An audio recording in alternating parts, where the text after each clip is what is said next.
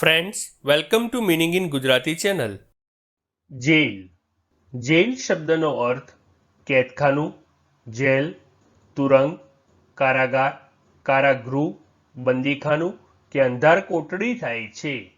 Jail શબ્દને આપણે વાક્યમાં પ્રયોગ કરીને સમજીએ. He has been in jail for 3 months already. એટલે કે તે 3 મહિનાથી જેલમાં છે. એક બીજું ઉદાહરણ જોઈએ. 3 prisoners escaped from a jail. અર્થાત જેલમાંથી 3 કેદીઓ ફરાર થઈ ગયા હતા. એક અન્ય ઉદાહરણ જોઈએ. The castle had been used as a jail. એટલે કે કિલ્લાનો ઉપયોગ જેલ તરીકે કરવામાં આવ્યો હતો.